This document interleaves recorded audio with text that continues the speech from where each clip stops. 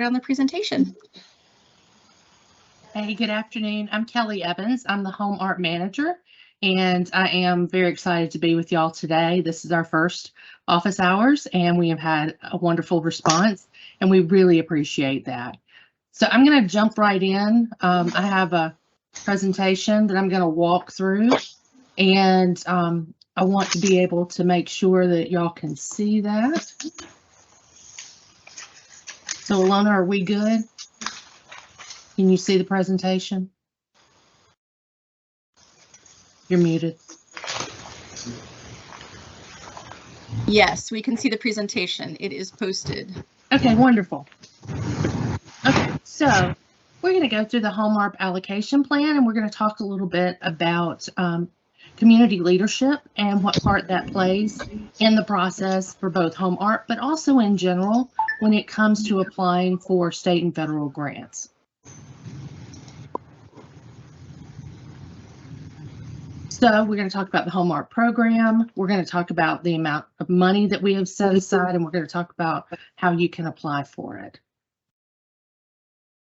So we have predominantly two pots of money that we're going to be providing grant funds out of. The first one is the non-congregate shelter development portion, and we are getting ready to release that NOFA towards the end of May, 1st of June, and we have $8.7 million.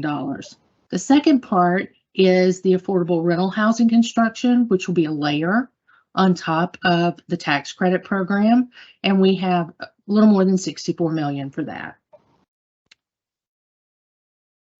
So let's talk a little bit about affordable rental housing. The only real significant portion of money that is available for affordable housing development is our LIHTC program, which is the tax credit program. And within the tax credit program, we are going to layer another layer of funding on top of that for HOMEARP. The requirements are going to be that 70% of the HOMEARP units must be qualifying populations and 30% low income. Okay, a qualifying population is going to be families that have 0 to 30% of area median income. Okay, so these are people who are on Social Security disability. These are people who are receiving Social Security retirement benefits. These are people who are the poorest residents that we serve and require wraparound services. So the application periods will start in the 2024 round, which is this time next year. We can pay up to 100% of the cost on those units that are HOMEARP units, and there will be project-based rental assistance to help cover the cost of the monthly operating rent. So let's talk a little bit about how tax credits work. If you have a house that you're wanting to buy and it's $100,000, your mortgage right now would be about $700 a month. If someone gave you $70,000 as a down payment and they reduced the amount of the mortgage to $30,000, your monthly mortgage payment would drop to $200 a month. Now, on top of that, if someone gave you the $20,000 to pay down, you would only be financing $10,000 and your monthly mortgage payment would be $70 a month. And that is what the tax credit program does. It takes the total cost of building the units in the development, and it pays down about 65 to 70% of the total cost of construction, so that the debt on the property that has to be financed is much lower than if you were going to go out and just build market rate apartments. And then HOMEARP further pays down the debt, so that you're really only financing somewhere between 10 and 20% of the cost of development, which means that the rents that you take in every month, only a small portion of those are now going to have to go towards paying down the mortgage on the property every month until the debt's paid off of it. The rest of it can go towards operations. So what does that mean? Well, first of all, Tax credit properties are affordable housing. Typically, you're going to see 1 bedroom start at about $550 a month, 2 bedrooms start at about $650 a month, and 3 bedrooms start at about $750 a month.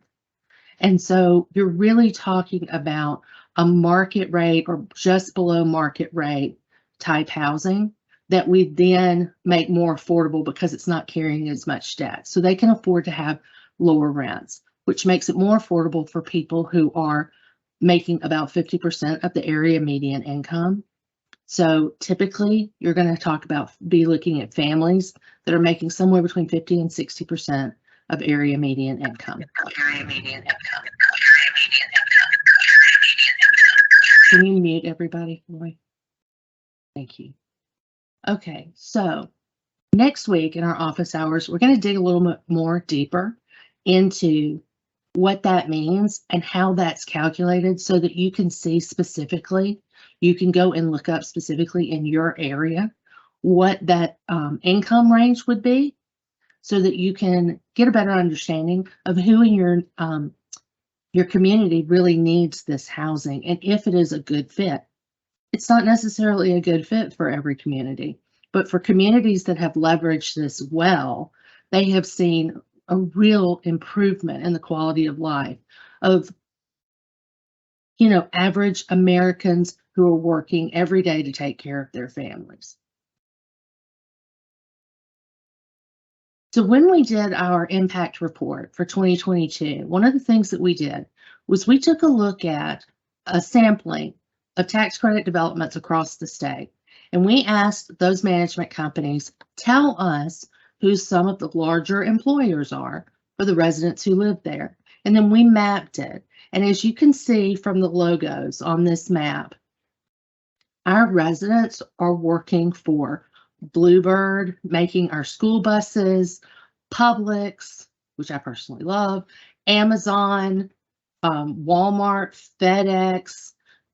You have the Federal Law Enforcement Center that's down on the coast. And so it is a broad range. And this is just a small sampling of who our residents are working for. This is workforce housing. So the second piece is non-congregate shelter. We are in the process of working on the NOFA and getting it published towards the end of this month. This year will be the first application. This is a brand new grant. It is for shelter construction. So if you have a shelter that is operating in your community that has a waiting list or does not have enough beds, this would be a grant that you need to consider.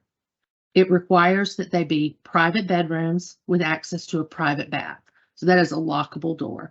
Congregate sheltering like you would see in barrack style is not allowable under this. It can cover the cost of construction of a new structure or acquisition rehab, and you can do conversion of existing properties. So if you have an older motel in your downtown that you want to convert, or you have an older school that you want to convert, these would be good applications for the non-congregate shelter grant funds. It cannot cover operating expenses. So you have to have an established operating stream that is an existing operating stream for your current shelter operations and can grow to absorb the new units that you want to construct. And you have to be able to pay for that for the compliance period of 15 years. What we have found as we've talked to communities is that the people who have shelters that are in need, it is very clear that that shelter needs additional bed space. And for those that don't, this is not the right fit for them. And so if it rings a bell, if you have a sheltering provider in your community that you think would be interested in adding more beds, now is the time for them to get in touch with us, take a look at our website, fill out our notice of intent to apply, and be prepared for the NOFA to come out. The single best way is to sign up for our listserv and to get on our newsletter. And I'm going to have the link for that prepared for you at the end. So for communities that are trying to work out what their needs are, who their subpopulations that they need to serve are, and what their housing needs are within their community. The single best program in the state is the Georgia Initiative for Community Housing. It has been around for more than 20 years. It takes in 5 communities every year and puts you through a 3-year educational program. And it is just really a stellar program. It's through the University of Georgia. It has support through the Carl Vinson Institute, Georgia Power, the EMCs, DCA, the Georgia Municipal Association, and the Association of County Commissions of Georgia. If you would like information, they are taking applications currently, and this QR code will take you out to their website, but you can also Google Georgia GICH, G-I-C-H, and it will pull up the Fanning website and the Department of Consumer and Family Sciences at the University of Georgia so that you can see more information. So HOMEARP was designed to be a community-driven process. This is not a top-down grant. This is you do the work, figure out what your needs are, figure out what you're trying to accomplish, and then you look at this grant and you determine whether or not one of these 2 programs fits within your mission and the goals that you establish. It is not a chase the money and try to get the money to fit your community. It is figuring out what your community need is and then applying for the grant to facilitate it. Part of that process is that you need to be looking at what your data is. You need to understand not only what the perception is of what's going on in your community, but what the reality is that is backed up by data. These are some of the areas where you can get started learning what your community's data looks like. The American Community Survey, which is through the census, is probably the single best starting place to get data on where your community is and what's going on and how the people in your community break down demographically. You also want to start by looking at your subpopulations. So under this grant, we have multiple subpopulations that we can serve. It includes addiction recovery, adults with intellectual and developmental disabilities, reentry from criminal justice, mental health, domestic violence, veterans, youth aging out of foster care. Once you determine which groups within your community and the services that are provisioned for them are the best match for housing and your housing needs, then you can start to work with your community partners. We're going to talk a little bit about what that needs to look like, but I will start by telling you that if you do not already have a collaborative meeting that you're having once a month in your community, then you need to go ahead and start putting a list together and figuring out who those partners are and getting them to the table, because we are hearing more and more that if you want to compete for these grants, you want to compete for these funds, you must make sure that you have people at the table on a regular basis. The days of in-kind letters that you email over very quickly to the head of an agency and say, I need an in-kind letter for X amount of dollars, and they send it back to you, and there's really never a conversation, those days are starting to come to an end. You're going to need to show time well spent at the table, who was there, and the conversations that you are having to be able to really compete for these dollars. And that's across the board. That's not just HOMEARP. So what does homelessness look like in the state of Georgia? Well, if you look at the point in time count, it says that we have about 3,500 people who are homeless on any given night during the year. If you look at the McKinney-Vento numbers, which are the numbers that the school system is required under the McKinney-Vento Act to keep and then report, and then if they do not report them accurately, they can be subject to enforcement by the Department of Justice. They say that we have 35,000 children who are homeless or at risk of homelessness in the balance of state in Georgia. And so you're talking about 10 times as many. And one is a point in time count that includes adults, and the other one is just children. and it's still 10 times more. Why is that? The McKinney-Vento definition of homeless includes people who are couch surfing, who are living in hotel motels, who are living in shelters, who do not know where their housing is going to be tomorrow or the next night. And they are required to know these things under McKinney-Vento in the school system. Because the school system is also required to know where every child gets on the bus and the proximity of the bus stop to sex offenders in the state, they know exactly where they are picking these kids up from and dropping them off. And it is the single best indicator of what's going on in your community. So what does this map represent?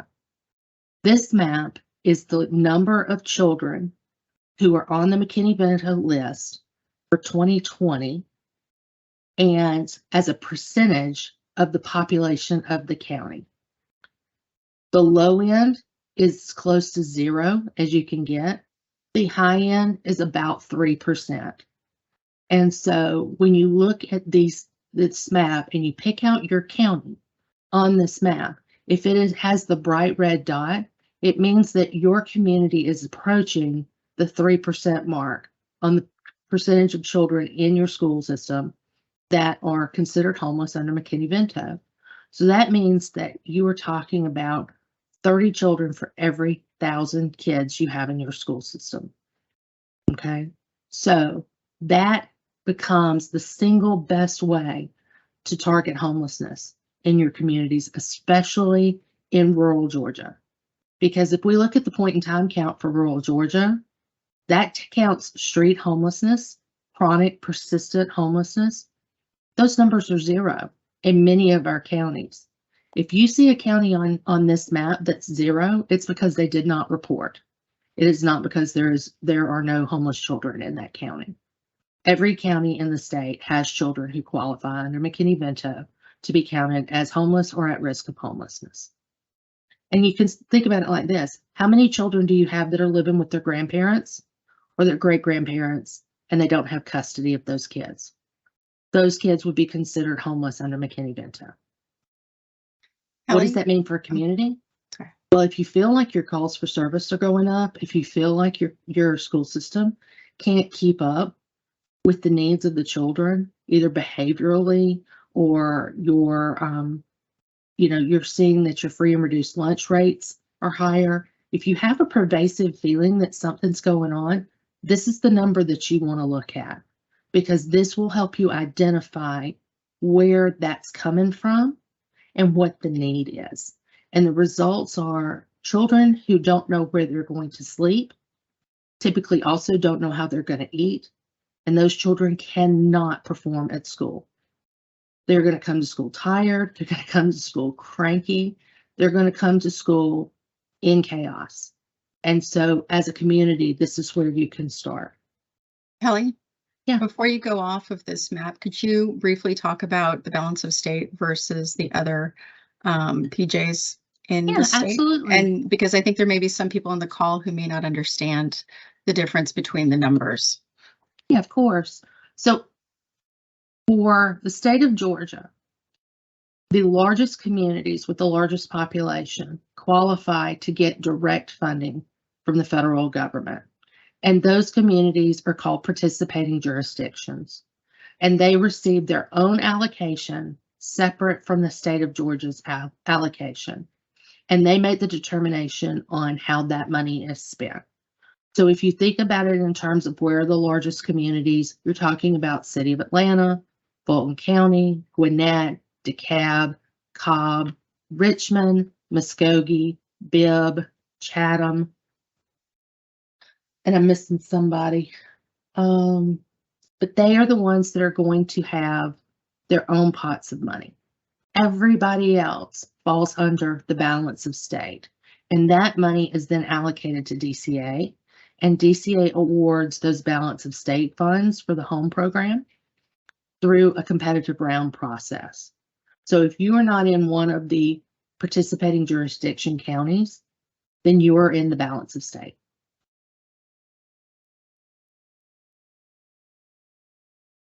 So what are some of our key suggestions? Like I said, if you're not currently having a monthly collaborative meeting, either through Family Connection, Department of Family and Children's Services, it doesn't matter who's calling the meeting. But if you're not having a collaborative meeting that brings partners to the table, you should start having one once a month. And within that meeting, you need to include on the agenda a discussion about housing to be competitive. But there may be other things and other grants that you can also add to that agenda that you then can apply for as well. So what does that meeting look like? Well, first of all, it has to be diverse. You need to make sure that you are well representing all of the diverse measurements within your community: race, culture, faith, income. But you also need to make sure that you have at the table a diversity of thought, community knowledge, experience, especially lived experience with the conversation that you are having. In the state of Georgia, the Community Housing Development Organization model is that meetings are made up of 1/3 public representatives, so from your local government, your school system, state partners, 1/3 private, so it could be industry, it could be civic organizations, foundations, and then 1/3 from the public are the people who are being served. And so you want to make sure that that is broken down into people who have lived experience.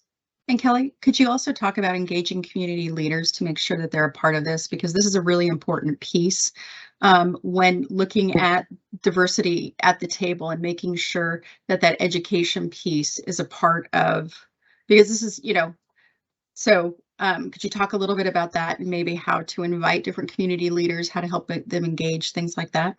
Absolutely. So one of the issues that we run into, we live in a partisan society where we have a very, very diverse division of thought, okay? And so what you're trying to get to is you're trying to get to common ground. The McKinney-Vento numbers are really a great place to get to common ground, because people who have a true passion for your community can come to some agreement that we need to take care of children in our community and make sure those children have a roof over their head. So if you can't agree on anything else, if you have a 30-year history of not being able to agree on anything, you need to make sure that you are bringing people to the table to try to find that common ground so that you can then start to build from that and build goals that can move you forward in the areas that you can agree on. And it may just be the one, and you may not necessarily agree on how to go about doing it, but you agree that you need to do something.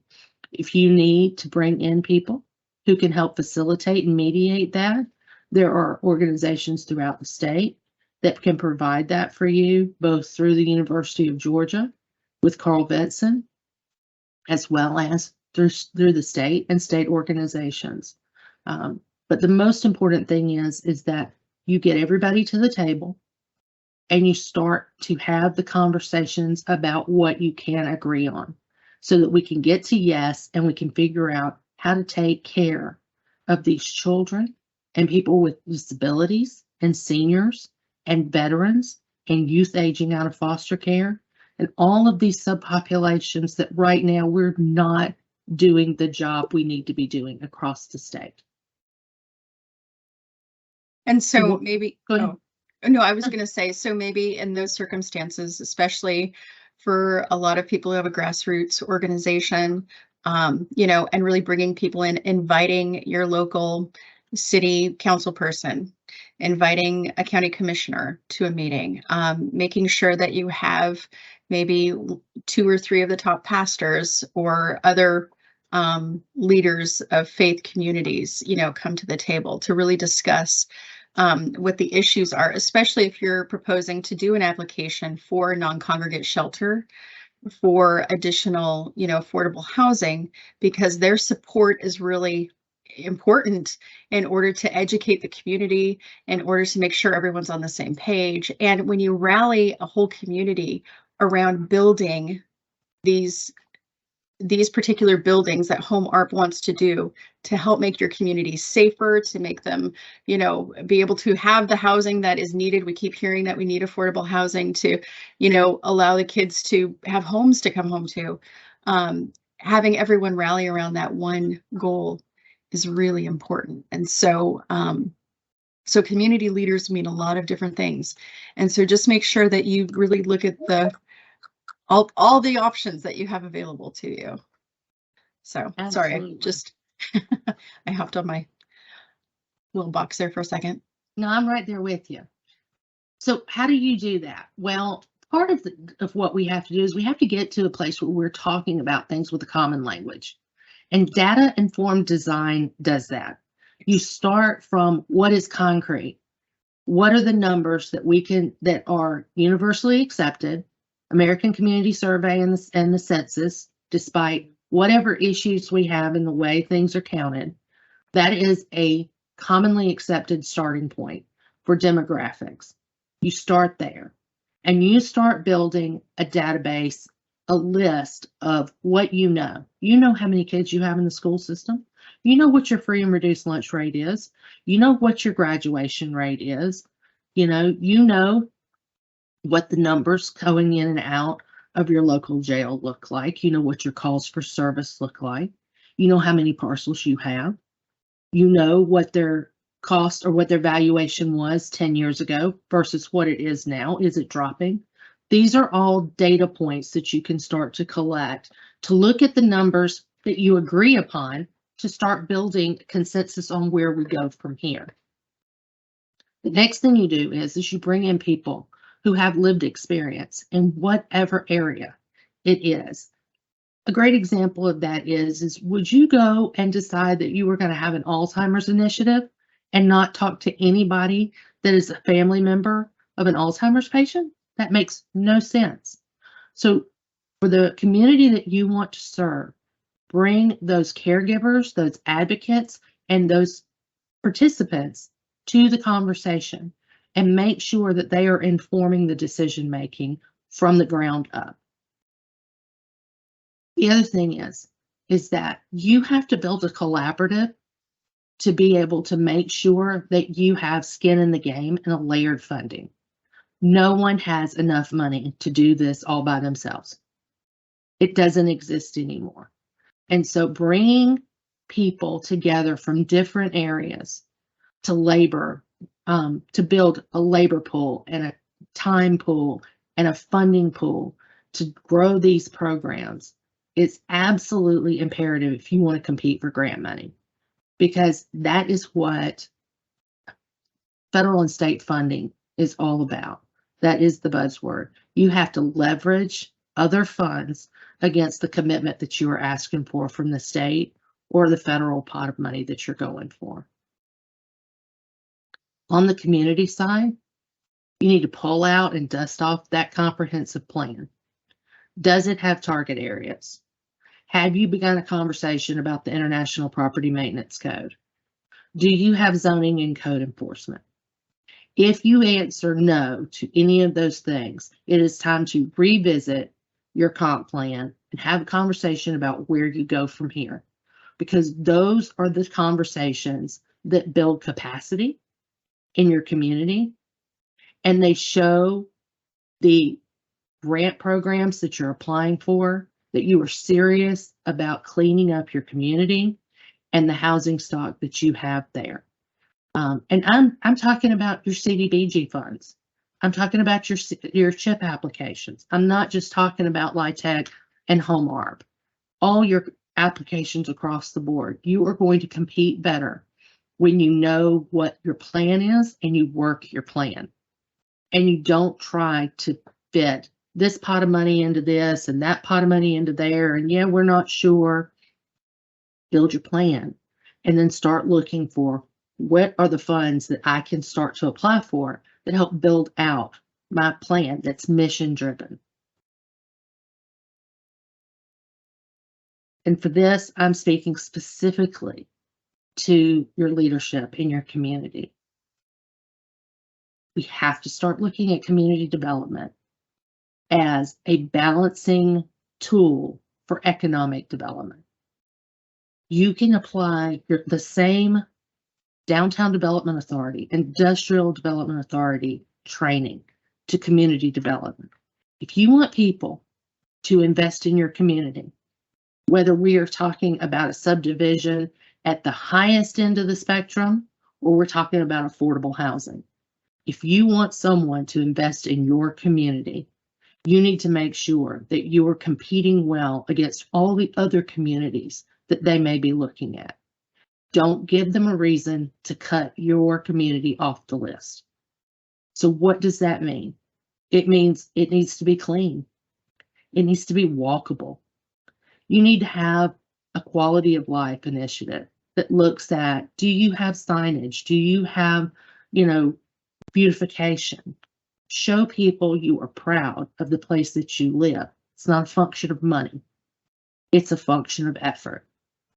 And so you want to make sure that you're putting as much forethought into the community development side, which is housing, amenities, all the things that go into providing government services are on the community development side. You want to balance that the same way you do with economic development, because those are two pieces that make the whole.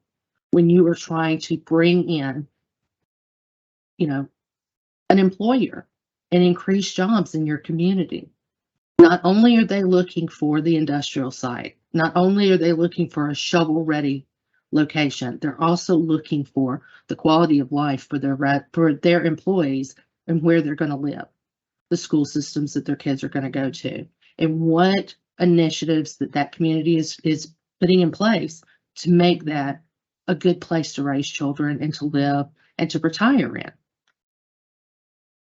And then finally, market your community. Figure out what makes your community unique and make sure that you are putting good messages about your community out on the internet, on Facebook, on Instagram, more than just your local newspaper or your radio station. Make sure that you are pushing out all of the good news that you can about your community, and that you are putting your best foot forward from a marketing perspective, because people are looking before they ever get to the county line. They are going online, they are looking at what they find, they are Googling your community for community development the same way they do about economic development. So you want to make sure that you are putting your best foot forward online. And if there are things that you don't control that are negative on the internet about your community, that there's just as much or more information that you are pushing out that is positive about your community. And Kelly, can I add something to this? Of course. So, and going back to the data informed piece, also with what Kelly had just mentioned, for the leaders out there who may be on this particular call, your community agencies also have a lot of data for you. So if you look at your community action agencies, it's not just the school systems that have that information. So in order to look at need in the community, your homeless programs, maybe working with the coordinated entry system and the homeless management information system, your community action agencies, they're the boots on the ground who have a lot of information and can let you know what some of the needs really are, because they actually have the data in their databases in order to provide that to you. Now, those individuals, though, speaking now to the agencies, you got to make sure you have good data. So please be sure, the only way that you can, to the leaders, to let them know that you have a need is if you actually come to them with the accurate data of the people that you're helping. And so you can actually have the numbers, the percentages to let them know how many people are coming through your doors, how much money you're giving out to everyone, what the pervasive needs are for everyone who comes and sits in front of you. That information is really important. So using those databases, and sometimes it may be, I know it's hard, there's a lot of work going on, and doing that extra little admin piece seems to be a burden, but it's really important when trying to get the information out about what you need. This is also important for your applications. Okay, so when you're putting together all this information, you actually have the data of who you're helping and how and when, and you know the times of the year when it's more important. You know all the bits and pieces around what is needed in your community. So be sure to record that data. And if you don't have a database, Excel does wonders if you just know some of the basics.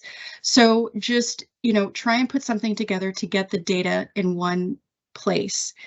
The other thing too is with regards to the data-informed marketing, that's a great opportunity to also let them know what the need is, to show the percentage. If you recall the map that Kelly brought up, that is a great picture of what's going on in the state of Georgia. If you can create a picture, if you can create an easy way to know what's going on, both positive and at times not so positive, that's super informational. So, and then that can be built into the comprehensive plans and the community development pieces and the economic development pieces, because you know what your assets are, you know what your weaknesses are, and you know how to kind of go through those different pieces to make sure that everyone's collaborating together and putting together your community that's to do an even better job than what you've done before, because I know y'all are working hard. And then lastly, my shameless plug, DCA does an economic development tool or class every, I think it's once a year for every region in our state. So we have several classes going on throughout the year. That, if you can't do GIC, do the economic development program that's open to the community, okay? And so, because it's only 5 for GIC. So the economic development model will actually help with everything that Kelly was talking about, as far as what you can do with the community development, with the comprehensive plan to start moving forward and helping your communities get stronger. So that's what I wanted to add too. So DCA does that as well. So, Absolutely. so talk with your regional rep around that, and when your next class is coming through. So, and we're at 19 minutes left, so we should answer some questions, because I'm sure that there are a lot of things going on. So, did you want to talk about this? This slide reiterates what Okay. community leadership needs to do to impact the non-congregate shelter application.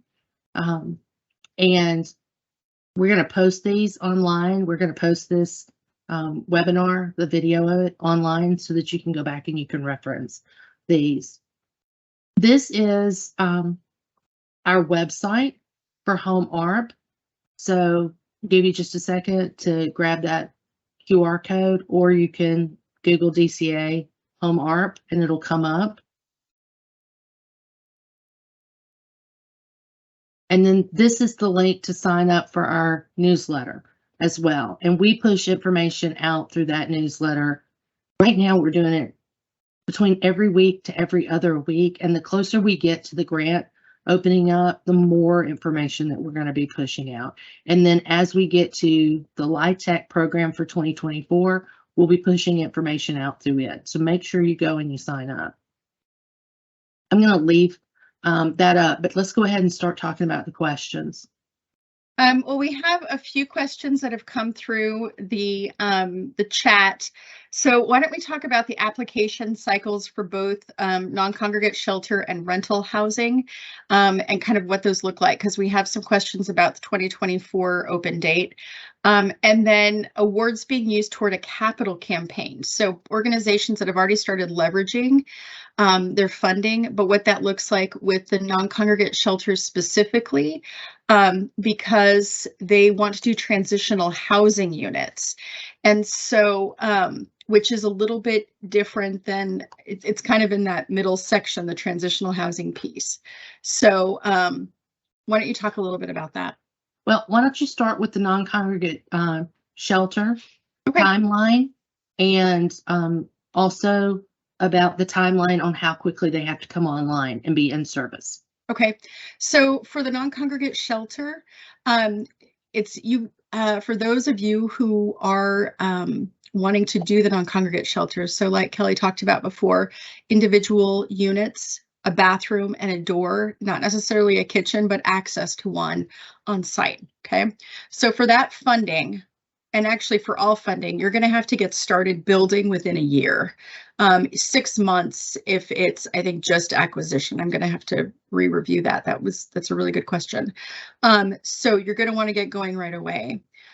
You have, depending on when you get started, you have 3 to 4 years to actually get everything built. Okay. So that means once you get the money, you've got to start, you've got to finish up all the environmentals, making sure all your P's and Q's are in line, getting the contractors and all of the, bricks and sticks actually in your location, and then start building. So you need to start moving forward on that right away. This isn't something that you get and you hold on to until you get the rest of the money. You should have all the money, get this, and then go. So this is the last piece, not the first. So just know that going in. For rental housing, it's going to be very similar just because it's partnered with a tax credit program. So that means you're going to have to get everything together and be, finish up all the logistics, but build as soon as possible. So, and then as far as transitional housing developments, non-congregate shelter, okay, that it's going to be a shelter. So individuals who are entering into it will be considered homeless. And then they cannot have a lease or pay towards their unit. The operational costs already need to be paid for by another means. Okay. So if you're doing rental housing, that's where you're having someone with a lease. Okay. So a permanent supportive housing, transitional housing model, we would have to kind of take a look at what your plans are for that in order to see what group your program would be best suited for. Is there anything else you guys can think of? Kelly, Jody? No, that covered it. Okay, perfect. Okay. And you guys, if you want to raise your hands or unmute yourself to ask questions, now's the time to do that. We're getting some more questions here. So Sandra Cathy asked the question about the capital campaign. Right. The issue with HOMEARP is that there is a timeline on how fast you have to get these units up and going. And so if you're in a capital campaign and this is the final push, and then you can start construction, then that's one scenario. And yes, as long as you can meet the deadline for when these units come online, then yes, that would be a great way for you to finish your funding. However, if you are in the middle of your capital campaign and you're talking about trying to hold these funds for a period of time to be able to finish the capital campaign out, then no, unless you're capable of meeting the deadlines that are in HOMEARP for bringing the property online, then no, you would not be able to pause construction to finish out your capital campaign program. Right. Kelly, we had a question around the non-congregate funding and developing a program that will offer men coming out of incarceration and or drug and alcohol treatment. They will be providing housing. Will this work for them? And it sounds like it may be similar to a reentry partnership housing type program, but I'm not for sure on that. Can you speak to that? Because I know that we've had a lot of conversations recently regarding that. So the big thing here is that under the statute that provided the HOMEARP funding, you cannot build sober living facilities with this because the services that are provided, they have to have the option of being able to decline them. You cannot have mandated servicing. And so as long as your program allows them to opt in and out of the service wraparound service component, then yes, these funds could be used to build housing. It's a specific type of housing. It cannot be congregate. It would have to be individual units of some type. But yes, it's feasible. We could talk about it. If your program requires participation in a specific type of service, and if you decline the service, then you lose your housing, then no, that is not allowable under the HOMEARP program. So really, there are a lot of pieces and parts to this program, and it really depends on what your vision is for what you're trying to accomplish. So Dwayne, I hope that answered your question. Yes, it answered my question. Thank you for taking that opportunity. We are New Foundations Family Services. We are in the process of developing a men's transition center in Southwest Georgia. And this has been one of our biggest problems, is providing a service for these men coming out of incarceration or drug and alcohol treatment, and giving them a healthy way to move back into society and into their families' lives, and providing a safe place for them to be able to reside for the first 4 months while they're getting on their feet.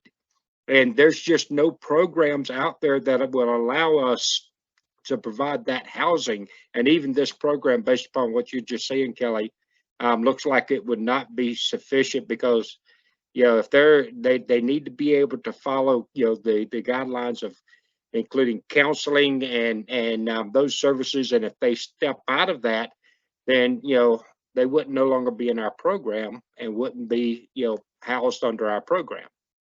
So we would not qualify based upon that. We'd have to really take a look at your model.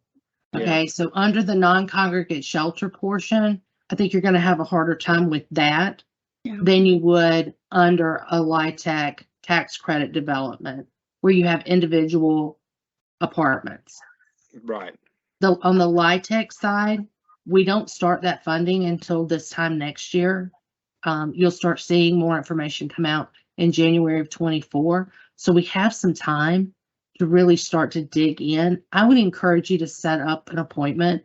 We have a booking page that you can go out there and you can pick a time and a date to meet with us. We do it virtually, and let's really dig in to what your needs are, because we're in the process of getting ready to start looking at the 2024 application round and the qualified allocation plan, I'm sorry, to see how we want to set that up. So the more information I have, the more I can advocate within the guidelines of the program, to be able to make sure that we make some room where we can.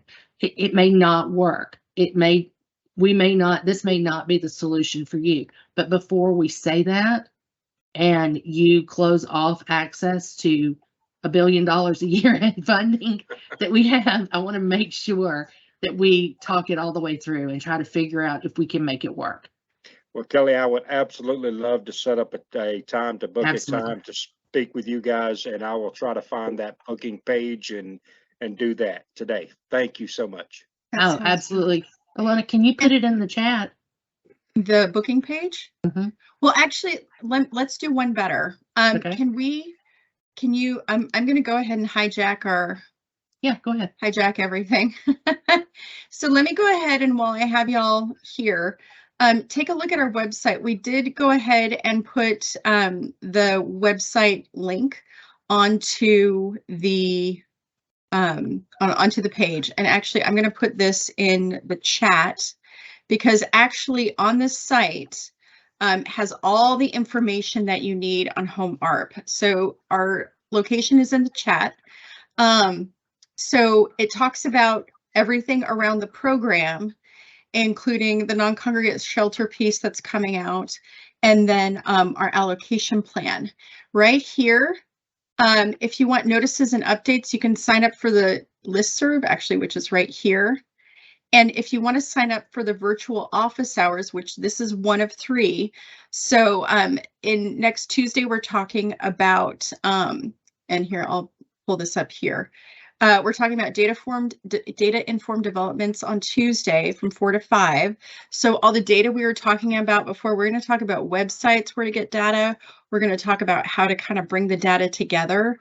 We're going to talk about how to present the data in order to make sure that, and Sandra, we'll talk to you in just a second. We'll talk about the 15-year piece. And then, so we're going to talk about all data to contribute to an application. Then we're going to talk about the application basics. So we're going to do our non-congregate shelter application, which is coming out at the end of the month, in a different way than what y'all are probably going to be expecting. And so just know that we're going to do something a little bit different. So that's going to be an important one to attend if you'd like to build a non-congregate shelter. And then we're also going to kind of speak to a little bit of the rental housing application as well, because there will be parts that are similar. Also on this right here, to book a meeting with us. So Dwayne, what you do is you go on our site, you go down to book a meeting with us, and that will bring up our HOMEARP booking page. And that way you can choose the type of meeting that you want. And then you can see when we're available, and it'll show up here when we're available. So that's what you're going to want to do, is just really get onto our website. Has everything on it. And when we are done, because when we are finished with these office hours, we're going to go ahead and put them up on this page. So then that way you can access them and review this. So this is a great resource. I try and get into this at least on a weekly basis to make sure it's updated. And so then that way we're getting all the important information out there. The newsroom section is also a great piece to kind of share additional information. We have our newsletters up here. The one that I just sent out, I'm going to have to upload. So you can go back and see old newsletters. And then we're also going to start some more FAQs coming up soon. So y'all are asking really great questions. And so we're moving forward in, we're trying to be strong in what we're putting out there for you guys, so it's really easy to access. So we had a question. I'm going to stop sharing because I know that we have about 5 minutes left. We want to honor your time. The 15-year period for new construction for non-congregate shelter.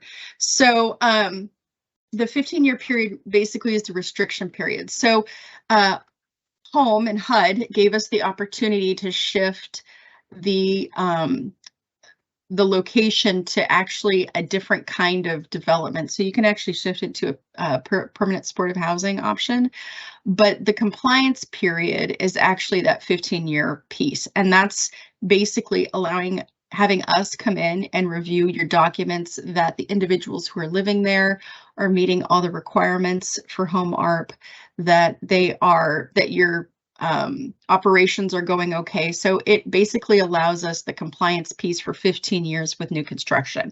That's what that's about. Does that answer your question, Sandra or Sandra? Okay, I got a thumbs up. I hope that's you.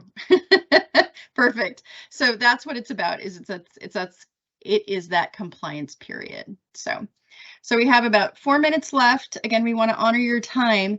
Are there any other questions that we have?